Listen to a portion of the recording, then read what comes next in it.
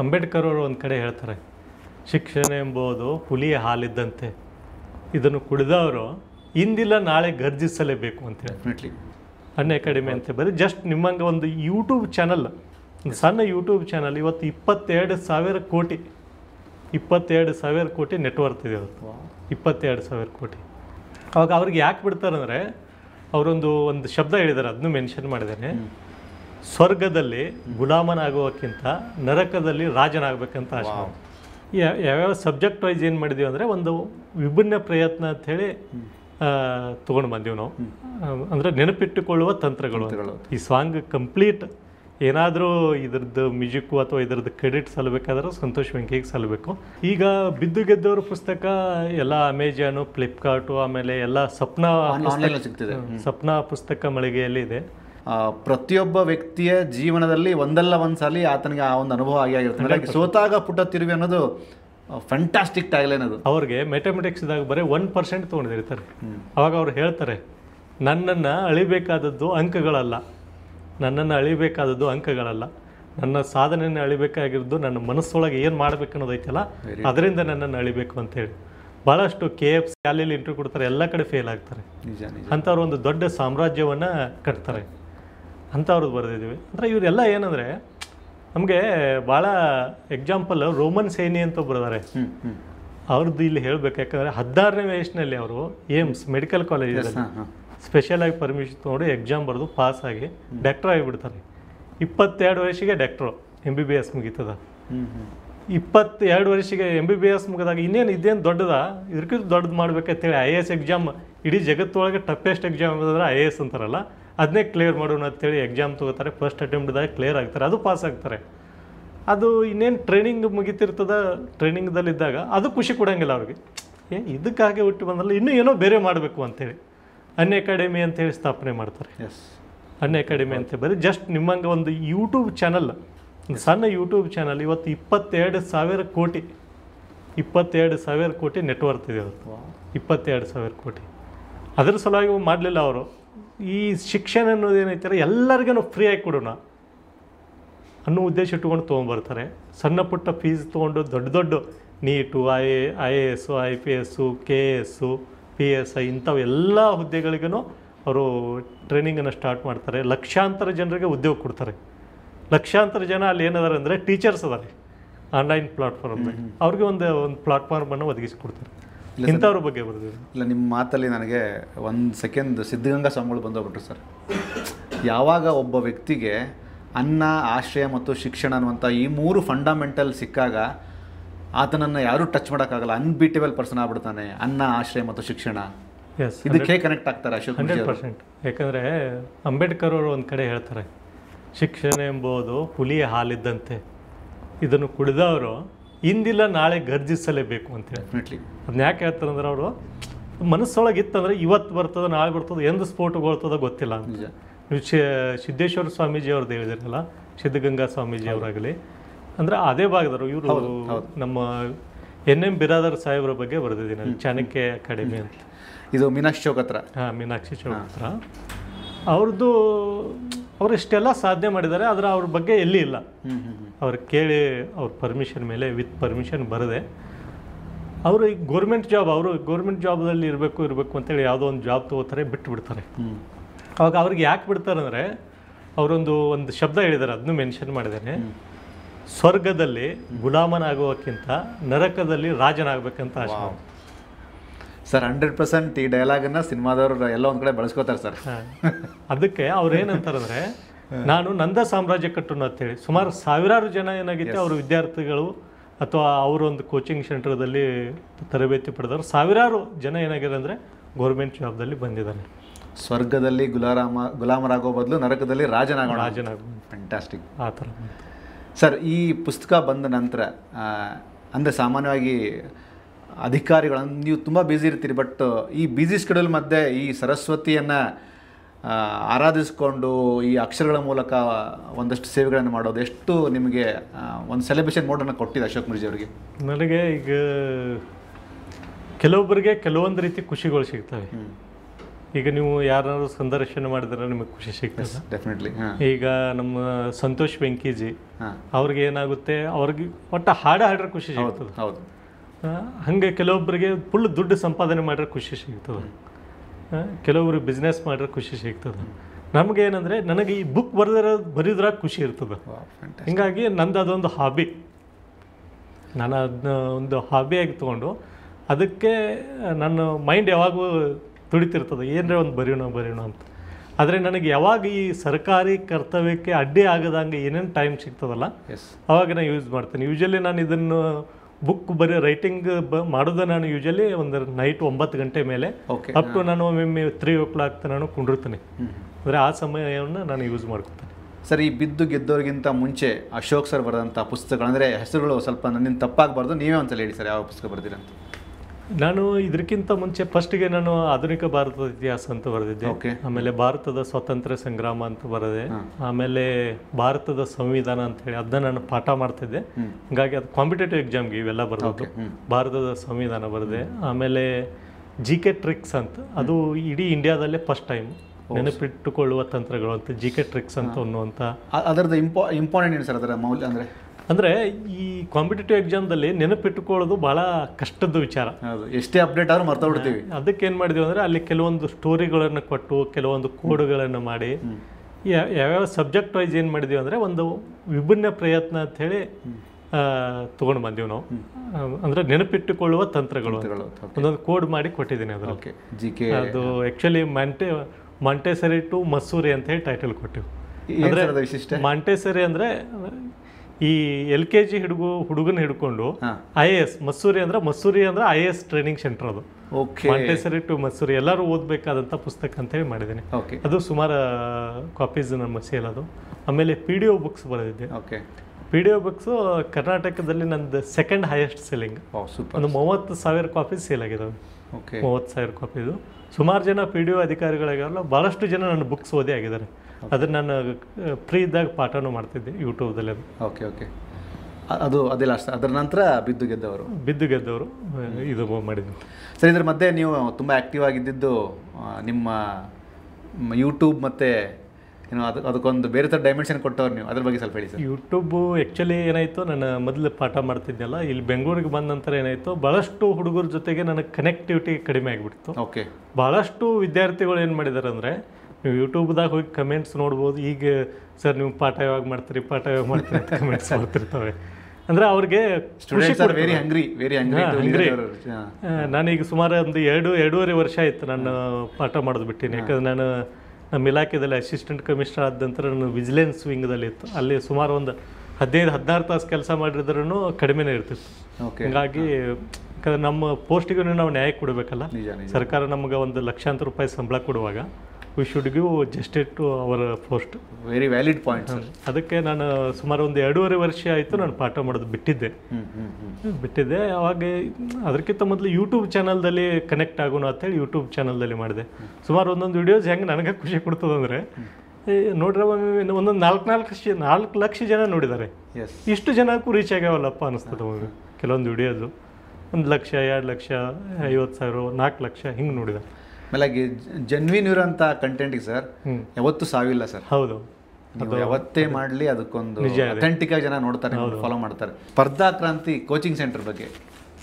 Coaching centre ಅಂದರೆ ನಮ್ಮ ಸಮಾನ ಮನಸ್ಕರ ಸೇರಿ ಎಲ್ಲ ಮಾಡಿದ್ರು ಅದನ್ನು. ಕೋಚಿಂಗ್ ಸೆಂಟರ್ ಬೆಳಗಾಂದಲ್ಲಿ ಕೋಚಿಂಗ್ ಸೆಂಟರ್ ಇತ್ತು. ನಾನೇನು ಮಾಡ್ತಿದ್ದೆ, ಎವ್ರಿ ಡೇ ಮಾರ್ನಿಂಗ್ ನಂಗೆ ಟೈಮ್ ಸಿಕ್ತಂದರೆ 7 to 9, 10 ಗಂಟೆಗೆ ಆಫೀಸ್ ಸ್ಟಾರ್ಟ್ ಅಲ್ಲ, 7 to 9 ಫ್ರೀ ಇದ್ದ ಟೈಮ್ದಲ್ಲಿ ನಾನು ಪಾಠ ಮಾಡ್ತಿದ್ದೆ. ಸುಮಾರು ಒಂದು 370 ಹುಡುಗರು ಬೇರೆ ಬೇರೆ ಇಲಾಖೆಯಲ್ಲಿ ಆಯ್ಕೆ ಆಗಿದ್ದಾರೆ. 370 ಭಾಳಷ್ಟು ಖುಷಿ ಕೊಡ್ತದೆ. ಏನಂದರೆ ಕೆಲವೊಂದು ಜನ ವಿಧಾನಸೌಧದಲ್ಲಿ ಕೆಲಸ ಮಾಡ್ತಾ ಇದ್ದಾರೆ. ಸಡನ್ನಾಗಿ ಹೋದಾಗ ಸರ್ ನಾನು ನಿಮ್ಮ ಕ್ಲಾಸ್ ಅಟೆಂಡ್ ಆಗಿದ್ದೆ ಸರ್ ಅಂತಾರೆ. ಖುಷಿ ಆಗ್ತದೆ ಅದೆಲ್ಲ. ಅಂದರೆ ಇದೆಲ್ಲ ಮಾಡಿದ್ದಕ್ಕೆ ಏನಂದರೆ ಅನ್ನಕ್ಕಾಗಿ ಅಲ್ಲ, ಒಂದು ಆನಂದಕ್ಕಾಗಿ ಮಾಡಿರುವಂಥ ಕೆಲಸಗಳು. ಅನ್ನಕ್ಕಾಗಿ ಅಲ್ಲ, ಆನಂದಕ್ಕಾಗಿ. ಮೇಲಾಗಿ ಸರ್, ಒಬ್ಬ ವ್ಯಕ್ತಿ ದೊಡ್ಡ ಶಕ್ತಿಯಾಗಿ ಬೆಳೆಯೋದ್ರ ಮಧ್ಯೆ ಒಂದು ಸಣ್ಣ ಸಣ್ಣ ಲೇಯರ್ಗಳಿರ್ತಾವೆ ಸರ್. ಅಂದರೆ ನಾನು ನನ್ನ ಕರ್ತವ್ಯವನ್ನು ಮಾಡ್ತಾನೆ, ಆ ಕರ್ತವ್ಯದ ಮಧ್ಯೆ ಒಂದಷ್ಟು ಸಾಮಾಜಿಕ ಕಳಕಳಿ ಕೆಲಸಗಳನ್ನು ಮಾಡಬೇಕು ಅನ್ನುವಂಥ ಪರ್ಸ್ಪೆಕ್ಟಿವ್ ಇದ್ದಾಗ ಈ ಥರದ ಸಾಧ್ಯತೆಗಳು ಅಶೋಕ್ ಮಿರ್ಜಿ ಅವ್ರ ಕಡೆಯಿಂದ ಆಗಿದ್ದಾವೆ. ಹೌದು, ಯಾಕಂದರೆ ಇದು ಸಾಮಾಜಿಕ ಕಳಕಳಿ ಇರುವಂಥ ವಿಚಾರ. ಹೌದು, ಸಾಮಾಜಿಕ ಕಳಕಳಿ ಅನ್ನೋಕ್ಕಿತ್ತು ನನಗೆ ಯುವಕರನ್ನು ಮೋಟಿವೇಟ್ ಮಾಡಬೇಕು ಅನ್ನುವಂಥ ವಿಚಾರ ಭಾಳ. ಆಮೇಲೆ ಭಾಳಷ್ಟು ಏನಾಗ್ತಾವೆ ಅಂದರೆ ಮಾರ್ಕೆಟದಲ್ಲಿ ಯಾಕೆ ಈ ಬುಕ್ ಇದಕ್ಕೆ ಬೆನ್ನತ್ತೀನಿ ಅಂದರೆ ನಾನು ಭಾಳ ಕೊರೆಯಲ್ಲ ಹುಡುಗರಿಗೆ ಯಾಕೆ ಇಷ್ಟ ಆಗ್ತೇವೆ ಅಂದರೆ ಇದರಲ್ಲೇನು ಈ ಡ್ರ್ಯಾಗ್ ಮಾಡಲ್ಲ. ಈ ಬುಕ್ಕದಲ್ಲೇನು ಏನು ಮಾಡಿದ್ದೀವಿ, ಎಕ್ಸಾಂಪಲ್ ಬಿದ್ದು ಗೆದ್ದವರು ಪುಸ್ತಕದಲ್ಲೇನು ಎಲ್ಲಿ ಬೇಕಲ್ಲ ಒಂಥರ ಸರ್ಜಿಕಲ್ ಸ್ಟ್ರೈಕ್ ಥರ ಎಲ್ಲಿ ಯಾವ ವಿಚಾರ ಮೇಲೆ ಫೋಕಸ್ ಮಾಡಬೇಕಲ್ಲ ಅಲ್ಲಿ ಅಷ್ಟೇ ಮಾಡಿದ್ದೀವಿ. ಅವ್ರದ್ದು ಹಳೆ ಲೈಫ್ ಸ್ಟೋರಿ ಅದು ಇದು ಏನು ತೊಗೊಂಡಿಲ್ಲ. ಈ ಭಾಳಷ್ಟು ಸಾಧಕರದು ಎಲ್ಲಿ ಅವರು ಸೋಲ್ಬೇಕಾದ್ರೆ ಏನು ಕಾರಣ ಆಗಿತ್ತು, ಹೆಂಗೆ ಗೆದ್ದರು, ನೀವು ಗೆಲ್ಲಬೇಕಾದ್ರೆ ಏನೇನು ಮಾಡಬೇಕು ಅಂದರೆ ಇಷ್ಟ ಫೋಕಸ್ಡ್ ಆಗಿ ಮಾಡಿದ್ದು ಬುಕ್ ಇದು. ತುಂಬ ಸೆನ್ಸಿಬಲ್ ಆದಂಥ ಕೀ ಪಾಯಿಂಟ್ಸ್. ಇದೇ ರೀತಿ ಅಂದರೆ ಬುಕ್ಸ್ಗಳು ಇರುವುಗಳ ವಿಚಾರನೇ ಇದೆ. ಅಂದರೆ ಯೂತ್ಸನ್ನು ನಾವು ಅವ್ರಿಗೆ ಏನಾದರೂ ಒಂದು ಸಣ್ಣದೊಂದು ಜಾಬ್ ಸಿಕ್ಕು ಅಥವಾ ಏನೋ ಒಂದು ಸಣ್ಣ ಸಾಧನೆ ಮಾಡಿದರು ಅಥವಾ ಅವ್ರ ಲೈಫ್ ಅವರಾಗೆ ಏನಾದರೂ ಕಟ್ಕೊಂಡ್ರು ಅಂದರೆ ಅವ್ರ ಇಡೀ ಫ್ಯಾಮ್ಲಿ ಎಲ್ಲ ಏನಾಗ್ತದೆ ಅಂದರೆ ಅವ್ರಿಗೆ ಒಂದು ಅವಕಾಶ ಸಿಗ್ತದೆ ಬೆಳಿಲಿಕ್ಕೆ. ನಿಜ. ಇದ್ರ ಮಧ್ಯೆ ಬಿದ್ದು ಗೆದ್ದವರು ಮತ್ತೊಮ್ಮೆ ಸುದ್ದಿಯಾಗಿದ್ದು ನನಗೆ ನಿಮ್ಮ ಸಂತೋಷ್ ವೆಂಕಿಯವರ ಮತ್ತು ಐಶ್ವರ್ಯ ರಂಗರಾಜನ್ ಹಾಡಿದಂಥ ಒಂದು ಬ್ಯೂಟಿಫುಲ್ ಹಾಡು, ಅದು ಆನಂದ್ ಹಾಡಿದಲ್ಲಿ ನಾನು ಸಾಂಗ್ ಕೇಳಿದೆ. ಆ ಪದಗಳ ಜೋಡಣೆ ಮತ್ತು ಆ ಸಾಹಿತ್ಯಿಕ ಅರ್ಥ ಮೇಲಾಗಿ ಅಲ್ಲಿರುವಂಥ ಒಂದು ಇಂಟೆನ್ಸಿಟಿ ಎಲ್ರಿಗೂ ಇನ್ಸ್ಪೈರ್ ಆಗುವಂಥದ್ದು ಸರ್. ಆ ಹಾಡು ಹುಟ್ಟಿದ ಗಳಿಗೆ ಮತ್ತು ಆ ಒಂದು ಕಾಂಬಿನೇಷನ್ ಬಗ್ಗೆ ನಾನು ಹೇಳಿ. ಹಾಡು ಹುಟ್ಟಿದ ಗಳಿಗೆ ಆ್ಯಕ್ಚುಲಿ ಏನಾಯ್ತು ಅಂದರೆ ಈ ಬುಕ್ಕು ಆಲ್ಮೋಸ್ಟ್ ಮುಗಿದಿತ್ತು ಬರೋದು. ನಾನು ಗೌರ್ಮೆಂಟಿಗೆ ಪರ್ಮಿಷನಿಗೆ ಕೊಟ್ಟಿದ್ದೆ. ಪರ್ಮಿಷನ್ ಬರೋಕೆ ಇನ್ನೂ ಲೇಟ್ ಆಗ್ತಿತ್ತು ಅನ್ನೋದು ಗೊತ್ತಿತ್ತು ನನಗೆ. ಈ ಸಂದರ್ಭದಲ್ಲಿ ಒಂದು ಸುಮ್ಮನೆ ಯಾಕೆ ಬರ್ದನು ಒಂದೊಂದು ಲೈನನ್ನು ಒಬ್ಬ ವ್ಯಕ್ತಿ ಬಗ್ಗೆ ಹೇಳಬೇಕು ಅನ್ನೋದನ್ನು ಪ್ರಯತ್ನ ಪಟ್ಟೆ ಬರೆಯೋಕ್ಕೆ. ಅಸಾಧ್ಯವೆನ್ನುವುದನ್ನು ಮೀರಿ ನಿಂತು ಅಂದಾಗ ಏನಾಗುತ್ತದೆ ಎಲಾನ್ ಮಸ್ಕ್ ಬಗ್ಗೆ ಈ ಥರ ಒಂದೊಂದು ಲೈನನ್ನು ಒಬ್ಬೊಬ್ಬರ ಬಗ್ಗೆ ಕನೆಕ್ಟ್ ಆಗಲಿ ಅನ್ನೋ ಸಲುವಾಗಿ ಒಂದು ಸಾಂಗ್ ಬರೆಯೋಣ ಅಂತೇಳಿ ಬರೆದೆ. ಅದೇನಾಯಿತು, ವರದರಾಜ್ ಚಿಕ್ಕಬಳ್ಳಾಪುರ ಅಂತ ಪರಿಚಯ ನನಗೆ. ತುಂಬ ಫ್ಯಾಂಟಾಸ್ಟಿಕ್ ರೈಟರ್ ಅವರು. ಅವ್ರದ್ದು ಒಂದು ಸ್ಟೋರಿ ಐತೆ. ಅವರು 3,000 ರೂಪಾಯಿಗೆ ಅವ್ರದ್ದು ಏನಿತ್ತಂದರೆ ಹಾಬಿನೇ ಬೇರೆ. ಅವ್ರಿಗೆ ಕಂಟೆಂಟ್ ಬರೆಯೋದು ಅದು ಇದು ಈ ಹಾಬಿ. ಆದರೆ ಆ ಹಾಬಿ ಜೊತೆಗೆ ಲೈಫ್ ಜೀವನಕ್ಕಾಗಿ ಏನು ಮಾಡ್ತಿದ್ದಂದ್ರೆ ಅವರು ಕಂಪ್ಯೂಟ್ರಿಗೂ ಅವ್ರಿಗೂ ಎಲ್ಲಿ ಕನೆಕ್ಟ್ ರೀ, ಎಲ್ಲಿ ಸಾಹಿತ್ಯ ಎಲ್ಲಿ ಕಂಪ್ಯೂಟರ್ ಟೀಚರ್ ಆಗಿ ಪಾರ್ಟ್ ಟೈಮ್ ಜಾಬ್ ಮಾಡ್ತಿರ್ತಾರೆ. 3,000 ರೂಪಾಯಿ ಜಾಬು ಆ ಅಮೌಂಟದಲ್ಲಿ ಇಲ್ಲಿ ಸಾಹಿತ್ಯಿಕವಾಗಿ ಬರ್ತಿರ್ತಾರೆ. ಸುಮಾರು ಅಷ್ಟು ಬರೆದಿದ್ದಾರೆ ಅವರೆಲ್ಲ. ಅವರು ನನಗೆ ಭಾಳ ಅವ್ರಿಗೇನಾಯಿತು ಇದನ್ನು ಒಂದು ಬರೆದು ಒಂದು ಫಾರ್ಮೆಟ್ ಸರ್ ನೋಡಿ ಸರ್ ನೀವು ಭಾಳ ಬರೆದಿರಿ ಇದರೊಳಗೆ ಏನಾರ ಕರೆಕ್ಷನ್ ಇದ್ರೆ ಹೇಳಿ ಅಂತ ಕಳಿಸಿದ್ದೆ. ಇದು ಭಾಳ ಚೆನ್ನಾಗೈತೆ ಒಂದು ಸಾಂಗ್ ಮಾಡೋಣ ಅಂದರು. ಸಾಂಗ್ ಮಾಡೋಣ ಅಂದಾಗ ಏನಾಯಿತು, ಸಂತೋಷ್ ವೆಂಕಿಯನ್ನು ಕನೆಕ್ಟ್ ಮಾಡಿಕೊಟ್ರು. ಆಮೇಲೆ ಸಂತೋಷ್ ವೆಂಕಿ ಇದೊಂದು ಸಾಂಗ್ ಮಾಡೋಣ ನೀವು ಹಾಡಿ ಅಂತಂದೆ. ಎಲ್ಲ ಇದಕ್ಕೆ ಲೇಡಿ ವಾಯ್ಸ್ ಸೂಟ್ ಆಗ್ತದ, ಐಶ್ವರ್ಯ ರಂಗರಾಜನ್ ಕರ್ಕೊಂಬರೋಣ ಅಂತೇಳಿ ಸಂತೋಷ್ ವೆಂಕಿ ಭಾಳ ಪ್ರಯತ್ನ ಪಟ್ಟಿದ್ದಾರೆ ಇದರಲ್ಲಿ. ಈ ಸಾಂಗ್ ಕಂಪ್ಲೀಟ್ ಏನಾದರೂ ಇದ್ರದ್ದು ಮ್ಯೂಸಿಕ್ಕು ಅಥವಾ ಇದ್ರದ್ದು ಕ್ರೆಡಿಟ್ ಸಲ್ಲಬೇಕಾದ್ರೆ ಸಂತೋಷ್ ವೆಂಕಿಗೆ ಸಲ್ಲಬೇಕು. ನಂದು ಜಸ್ಟ್ ಸಾಹಿತ್ಯ ಇದರಲ್ಲಿ ಸುಮಾರು ಕುತ್ಕೊಂಡು ಭಾಳಷ್ಟು ತಿದ್ದಿ ಮಾಡಿದಂಥ ಸಾಂಗು ಒಳ್ಳೆ ಚೆನ್ನಾಗಿ ಅನಿಸ್ತು ನನಗೆ. ಆಮೇಲೆ ಆನಂದ್ ಅಡಿಯೋದವರು ಮುಂದೆ ಬಂದರು, ಸಾಂಗ್ ನಮಗೆ ಇರಲಿ ಅಂಥೇಳಿ. ಸಂತೋಷ್ ವೆಂಕಿ ಆನಂದ್ ಆಡಿಯೋ ಅವ್ರಿಗೆ ಕೊಡೋಣ ಅಂತೇಳಿ ಆನಂದ್ ಆಡಿಯೋ ಅವ್ರಿಗೆ ಕೊಟ್ಟಿವು. ಒಳ್ಳೆ ರೀತಿ ರೆಸ್ಪಾನ್ಸು ಸಿಕ್ತು. ಅಂದರೆ ಮೋಟಿವೇಟ್ ಆಗಲಿ ಅಂಥೇಳಿ ಉದ್ದೇಶ ಇಟ್ಕೊಂಡು ಬರೆದದ್ದು. 1-2 ಲೈನ್ ಹೇಳ್ತೀನಿ ಸರ್ ನಮಗೆ. ಅಂದರೆ ಸೋತರೂ ಗೆದ್ದೇವು, ಬಿದ್ದರೂ ಗೆದ್ದೇವು, ಸಖತ್ತು ಇನ್ಸ್ಪಿರೇಷನ್ ಪಾಯಿಂಟು. ಕನಸಿನ ಹಾದಿಯಲ್ಲಿ ಮುನ್ನಡೆದೆವು, ಕತ್ತಲಲ್ಲಿ ಹುಟ್ಟಿ ಬೆಳಕಾಗಿ ಬೆಳೆದು ಹೊಸ ಯುಗವನ್ನು ಸೃಷ್ಟಿ ಮಾಡೇವು, ಬಿದ್ದೇವು ಮತ್ತೆ ಎದ್ದೇವು, ನಾವು ಗೆದ್ದೇವು. ಸಾರ್ವಕಾಲಿಕ ಸತ್ಯ ಸರ್ ಇದು. ಅದರಲ್ಲಿ ಕತ್ತಲಲ್ಲಿ ಹುಟ್ಟಿ ಬೆಳಕಾಗಿ ಬೆಳೆದು ಅಂತ ಐತಲ್ಲ, ಅದು ಥಾಮಸ್ ಎಡಿಸನ್ ಅವರ ಮೇಲೆ ಬರೆದಂಥ ಲೈನು. ಅವರು ಹುಟ್ಟಿದ್ದು ಕತ್ತಲಲ್ಲಿ, ಆದರೆ ಲೈಟ್ ಕೊಟ್ಟದ್ದು ಅವ್ರನ್ನ ಏನಂದರೆ ಒಬ್ಬ ಹುಚ್ಚ ಅಂದಿರ್ತಾರೆ ಸ್ಕೂಲಲ್ಲಿ. ಅವ್ರ ಅಮ್ಮಗೆ ಒಂದು ಲೆಟರ್ ಬರೆದಿರ್ತಾರೆ ಸ್ಕೂಲ್ದವ್ರು, ನಿಮ್ಮ ಮಗನ ನಾಳಿಂದ ನಿಮ್ಮ ಮಗನನ್ನು ಸ್ಕೂಲಿಗೆ ಕಳಿಸ್ಬೇಡ್ರಿ. ಆದರೆ ಅವ್ರ ಅಮ್ಮ ಬೇರೆ ಥರ ಓದಿ ಅದು ಸ್ಟೋರಿ ಓದಿ ನೀವು ಬುಕ್ದಲ್ಲಿ ಭಾಳಷ್ಟು ಜನರಿಗೆ ಗೊತ್ತಿರ್ತದೆ. ಅಂದರೆ ಭಾಳಷ್ಟು ಫೇಮಸ್ ಇದ್ದವ್ರದ್ದು ಕೆಲವೊಂದು ಕ್ಯಾರೆಕ್ಟರ್ಸ್ ತೊಗೊಂಡಿದ್ದೀನಿ ಇದನ್ನು. ಅವ್ರ ಮೇಲೆ ಬರೆದದ್ದು ಅದು ಕತ್ತಲಲ್ಲಿ ಹುಟ್ಟಿ ಬೆಳಕಾಗಿ ಬೆಳೆದು ಅಂತ. ಅಂದರೆ ಸೋತರೂ ಗೆದ್ದೆವು, ನಾವು ಸೋತೇವು ಹೌದು, ಆದರೆ ಅಲ್ಲೇ ನಾವು ಬಿಡಲಿಲ್ಲ, ಮುನ್ನುಗ್ಗಿ ಅದನ್ನು ಕ್ರ್ಯಾಕ್ ಮಾಡಿ ನಾವು ಗೆದ್ದಿದ್ದೀವಿ ಅನ್ನೋದು ತೋರಿಸ್ಕೊಟ್ಟಿವಿ. Sir thank you so much. ಭಾಳ ಅದ್ಭುತವಾದಂಥ ಕಂಟೆಂಟು ನಮ್ಮ ಸುದ್ದಿ ಮನೆ ಸಿಕ್ತು. ಸರ್ ಬಿದ್ದು ಗೆದ್ದವ್ರ ಪುಸ್ತಕ ಈಗ ಅವೈಲೇಬಲ್ ಎಲ್ಲೆಲ್ಲ ಸರ್ ಅವೈಲೇಬಲ್ ಇದೆಯಾ? ಈಗ ಬಿದ್ದು ಗೆದ್ದವ್ರ ಪುಸ್ತಕ ಎಲ್ಲ ಅಮೆಜಾನು, ಫ್ಲಿಪ್ಕಾರ್ಟು, ಆಮೇಲೆ ಎಲ್ಲ ಆನ್ಲೈನ್ ಸಿಗ್ತಿದೆ. ಸಪ್ನಾ ಪುಸ್ತಕ ಮಳಿಗೆಯಲ್ಲಿ ಇದೆ. ಆ್ಯಕ್ಚುಲಿ ಈ ಸಾಹಿತ್ಯ ಪುಸ್ತಕವನ್ನು ಭಾಳಷ್ಟು ಜನ ಓದಲ್ಲ ಅಂಥೇಳಿ ನನಗೂ ಹೇಳಿದರು. ನಾನು ಇದನ್ನ ಆತ್ಮಸಾಕ್ಷಿಗಾಗಿ ಅಥವಾ ಭಾಳಷ್ಟು ನನಗೆ ಪರಿಚಯ ಇದ್ದವ್ರಿಗೆ ಇದರ ಮೋಟಿವೇಟ್ ಆಗಬೇಕು ಅನ್ನೋರಿಗೆ ಕೂಡ ನಾನು ಸಲುವಾಗಿ ಬರೆದಂಥ ಪುಸ್ತಕ ಇದು. ರೀಸೆಂಟಾಗಿ ಒಂದು ಕಡೆ ಸುಮಾರು ಕೊಟ್ರಿ ಅಂತ ಹೇಳಿದ್ರಿ, ಪುಸ್ತಕಗಳನ್ನ ಕೊಟ್ರಿ ಅಂತ ಹೇಳಿದ್ರಿ. ಸುಮಾರು ಅಂದರೆ ಕೆಲವೊಬ್ಬರಿಗೆ ಭಾಳಷ್ಟು ಫ್ರೀನೂ ಕೊಟ್ಟಿವಿ ಬುಕ್ಸ್. ಅದರಲ್ಲಿ ನಮ್ಗೆ ಭಾಳ ಖುಷಿ ಕೊಟ್ಟ ವಿಚಾರ ಏನಂದರೆ ಇದು ಹಿಂದುಳಿದ ವರ್ಗಗಳ ಇಲಾಖೆ ಸೆಕ್ರೆಟರಿ ಸೀನಿಯರ್ IAS ಆಫೀಸರ್ ತುಳಸಿ ಮದ್ದಿನಿ ಮೇಡಮ್ ಅಂತಂದರೆ ಅವರು ನಮ್ಗೆ ಬುಕ್ಸ್ ಬೇಕು ಎಲ್ಲ ಹಾಸ್ಟೆಲ್ಗಳಿಗೆ ಕೊಡೋಣ ಅಂತ ಒಂದು ಸ್ವಲ್ಪ ಬುಕ್ಸ್ ಕೇಳಿದ್ರು. ಅವ್ರು ಒಂದು 8-10 ಬುಕ್ಸ್ ಕೊಡಿ ಅಂತ. ನಾನೇನು ಮಾಡಿದೆ, ಅದನ್ನ ಜೆರಾಕ್ಸ್ ಮಾಡಿ ಕೊಡ್ತೀವಿ ಅಂತ ಅವರು ಪ್ಲ್ಯಾನ್ ಇತ್ತು. ನಾನೇನಿದೆ ಇಲ್ಲ ನಾವು ಫ್ರೀಯಾಗಿ ಕೊಡ್ತೀವಿ ಅಂತೇಳಿ 1,000 ಕಾಪೀಸ್ ಕೊಟ್ಟಿವ್ರು. ಪಬ್ಲಿಷರ್ 1,000 ಕಾಪಿಯನ್ನು ಫ್ರೀಯಾಗಿ ಹಿಂದುಳಿದ ವರ್ಗಗಳ ಇಲಾಖೆಗೆ ಕೊಟ್ಟರು. ಅಂದರೆ ಅಲ್ಲಿ ಎವ್ರಿ ಡೇ ಒಂದು ವಾರದಲ್ಲಿ ಒಂದು ಕಥೆಯನ್ನು ಹೇಳಬೇಕಂತೇಳಿ. ಆಮೇಲೆ ಭಾಳಷ್ಟು ಸ್ಕೂಲ್ದವ್ರು ಏನು ಮಾಡಿದ್ದಾರೆ ಅಂದರೆ ಒಂದು 10-20 ಕಾಪಿ ತೊಗೊಂಬಂದು ಕ್ಲಾಸ್ ರೂಮ್ದಲ್ಲಿ ವಾರಕ್ಕೆ ಒಂದು ಕಥೆಯನ್ನು ಹೇಳ್ತಾ ಇದ್ದಾರೆ. 41ಕ್ಕೆ ವಾರ ಆಗ್ತದೆ ಅಂಥೇಳಿ. ಅದೊಂದು ಖುಷಿ, ನಮ್ಗೆ ಗೊತ್ತಾಗಿದ್ದಿಲ್ಲ ಈ ಥರನೂ ಆಗ್ತದೆ ಇದ್ರದ್ದು ಅಂಥೇಳಿ. ಈಗ ಎಲ್ಲ ಕಡೆ ಅವೈಲೇಬಲ್ ಇದೆ ಆ್ಯಕ್ಚುಲಿ. ಸಪ್ನಾ ಬುಕ್ ಹೌಸ್ದಲ್ಲಿ ಸಿಗ್ತದೆ, ಪ್ಲಸ್ ಬೇರೆ ಬೇರೆ ಪುಸ್ತಕ ಮಳಿಗೆಯಲ್ಲಿದೆ, ಆಮೇಲೆ ಆನ್ಲೈನ್ದಲ್ಲೂ ಇದೆ, ಅಮೆಜಾನ್ ಫ್ಲಿಪ್ಕಾರ್ಟ್ದಲ್ಲಿನೂ ಇದೆ. ಸರ್ ನನಗಿಲ್ಲಿ ಒಂದು ಸೆಕೆಂಡ್ ಡಾಕ್ಟರ್ ರಾಜ್ಕುಮಾರ್ ಅವರು ಒಂದು ನೆನಪು ಸರ್. ಅಂದರೆ ಪ್ರತಿದಿನವೂ ಸರ್ ಅವರು ಮಾಡಿದಂತಹ ಪ್ರತಿಯೊಂದು ಸಿನಿಮಾದ ಕಂಟೆಂಟು ಸಾಮಾಜಿಕ ಕಂಟೆಂಟ್ ಆಗಿತ್ತು. ನೀವು ಅದನ್ನು ಫೀಲ್ ಕೂಡ ಮಾಡಿರ್ತೀರಿ. ಅವ್ರು ಪ್ರತಿದಿನ ಆ್ಯಕ್ಟಿಂಗ್ ಮಾಡೋಕ್ಕಿಂತ ಮುಂಚೆ ದೇವ್ರ ಮುಂದೆ ಒಂದು ಪ್ರಾರ್ಥನೆ ಮಾಡ್ತೀರಂತೆ ಸರ್. ನಾವೆಲ್ಲ ಅಜ್ಞಾನಿಗಳು, ನಮಗೆ ಸುಜ್ಞಾನವನ್ನು ಕೊಡಪ್ಪ ಅಂತಿರಂತೆ. ಸೊ ಜ್ಞಾನವನ್ನು ಹಂಚೋದ್ರಿಂದ ಸರ್ ಜಗತ್ತಲ್ಲಿ ಜ್ಞಾನಿಗಳ ಸಂಖ್ಯೆ ಜಾಸ್ತಿ ಆಗುತ್ತೆ ಅನ್ನುವಂತಹ ಮೈಂಡ್ಸೆಟ್ಟನ್ನು ಅಶೋಕ್ ಮಿರ್ಜಿ ಅವ್ರು ಹೇಗೆ ಫೀಲ್ ಮಾಡ್ತೀರಿ ಅಂತ? ಹೌದು, ಯಾಕಂದರೆ ಜ್ಞಾನ ಎಂಬುದೈತಲ್ಲ ಇಡೀ ಜಗತ್ತನ್ನು ಅದು ಆಳ್ತಾ ಇದೆ ಈಗ ಇತ್ತೀಚೆಗೆ. ಎಕ್ಸಾಂಪಲ್ ಅಲ್ಲಿ ಒಂದು ನಾನು ಸ್ಟೋರಿ ಬರೆದಿದ್ದೀನಿ. ಜ್ಞಾನ ಅಂತ ಬಂದಾಗ ಓಲಾ ಕ್ಯಾಬ್ ನೋಡಿರಲ್ಲ, ಓಲಾ ಭವಿಷ್ಯ ಅಗರ್ವಾಲ ಅವ್ರು ಏನಂದರೆ ಪಿಟ್ಸ್ಬರ್ಗ್ದಲ್ಲಿ ಕೆಲಸ ಮಾಡ್ತಿರ್ತಾರೆ ಮೈಕ್ರೋಸಾಫ್ಟ್ ಕಂಪ್ನಿಯಲ್ಲಿ. ಅವಾಗ ಏನಾಗ್ತದೆ, ಒಬ್ಬ ಕ್ಯಾಬ್ ಡ್ರೈವರ್ ಅವನಿಗೆ ಮೋಸ ಮಾಡಿ ಅರ್ಧಕ್ಕೆ ಇಳಿಸ್ಬಿಡ್ತಾನೆ. ಬುಕ್ಕಿಂಗ್ ಇರೋಂಗಿಲ್ಲ, ಏನಿರೋಂಗಿಲ್ಲ, ಹಂಗೆ ಹೋಗಿರ್ತಾನೆ. ಆವಾಗ ಅವ್ರಿಗೆ ಒಂದು ಥಾಟ್ ಬರ್ತದೆ, ಏನಾದರೂ ಇದಕ್ಕೊಂದು ಸೊಲ್ಯೂಷನ್ ಕಂಡುಹಿಡಬೇಕಂತೇಳಿ. ಆವಾಗ ಅವ್ರು ದುಡ್ದಂಥ ಎಲ್ಲ ದುಡ್ಡನ್ನು ಓಲಾ ಆ್ಯಪಿಗೆ ಹಾಕ್ತಾರೆ. ಅದು ಜಸ್ಟ್ ಒಂದು ಐಡಿಯಾಲಜಿ, ಅದೊಂದು ಜ್ಞಾನ ಅದು. ಓಕೆ, ಅದು ಈಗ ನೋಡಿ ಎಷ್ಟು ಇಡೀ ದೇಶದ ತುಂಬ ಬೇರೆ ಬೇರೆ ಕಂಟ್ರಿಯಲ್ಲಿನೂ ಓಲಾ ಆ್ಯಪ್ ಬಂದಿದೆ. ಅಂದರೆ ಜ್ಞಾನ ಅನ್ನೋದನ್ನು ಜಗತ್ತು ಆಳ್ತಾ ಇದೆ ಇತ್ತೀಚೆಗೆ. ಮೊದಲೇನಾಯಿತು, ಶ್ರೀಮಂತರ ಮಕ್ಕಳು ಶ್ರೀಮಂತರಾಗ್ತಾಯಿದ್ರು.